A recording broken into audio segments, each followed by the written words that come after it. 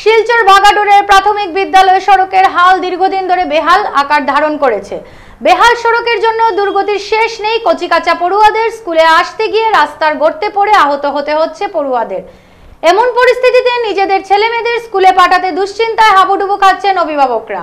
শুধু পড়ুয়া নয়, রাস্তার গর্তে পড়ে শিক্ষকের পা পর্যন্ত ভেঙে পড়েছে। কাছাড়ের জেলা শাসক থেকে বিভাগীয় অধিকারীদের কাছে একাধিকবার নালিশ জানিয়েও লাভ হয়নি বলে অভিযোগ নিয়ে সরব হলেন 236 নম্বর ভাগাডোর এলপি স্কুলের অভিভাবক সহ এলাকার সচেতন নাগরিকরা। সোমবার সংবাদ মাধ্যমের মুখোমুখি হয়ে তারা বলেন, শুধু স্কুল পড়ুয়া নয়, রাতে সড়ক দিয়ে চলাচল করতে গিয়ে বিপাকে পড়তে হচ্ছে পথচারীদের। রাস্তার মধ্যে থাকা প্রকাণ্ড গর্তে পড়ে জখম হচ্ছেন পথচারীরা। এরপরও নির্বিকার বিভাগ। অভিযোগ জানালে পরিদর্শন করে বিভাগের দায়িত্ব পালন শেষ। সড়ক মেরামতের কোনো উদ্যোগ নিচ্ছেন না।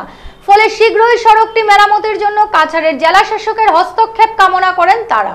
আজকে দেখো এইটা রাস্তা আমরা এখানে একটা 236 নং বাগাডোর কেন্দ্র স্কুল একটা আছে, এখানে একটা শ্মশান আছে। হ্যাঁ, এই রাস্তাটা কয়েক বছর থেকে আমরা ডিসি স্যারের কাছেও পিডব্লিউডি সব ডিপার্টমেন্টও আমরা কইছি, এই রাস্তাটার কোনো কাজ কেউ করে না।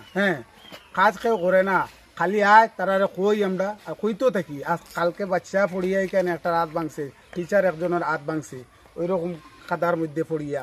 তো ডেইলি এরকম প্রবলেম থাকে। আমরা এটা ডিসি স্যারের কাছে আমরা অনুরোধ যে আমরা রাস্তাটা যে কোনো মুহূর্তে কাজ করাই দিই। আমরা চলাচলের একদম বেহাল অবস্থা চলে আমরা। আচ্ছা, এই গ্রামের নাম কি? এটা হলো বাগাডোর বেরেঙ্গা পার্থী দাসপাড়া এটার উপর। আচ্ছা, এখানে এই গ্রামের মানুষের চলাচলের রাস্তা কোনটা? এইটাও চলাচলের রাস্তা। আমরা এই রাস্তায় আমরা সবের চলাচলের, এখানে মোটামুটি 4-5 হাজার মানুষ আছে এই রাস্তায় আমরা চলাচল। কিন্তু সকাল হইলেও আমরা টাউনে কাজের লাগি যাওয়ার খুব প্রবলেম হয়। রাত আসার পরেও গাথার মধ্যে ফোড়া সাইকেল লইয়া এই সমস্যা নানান রকম হয়।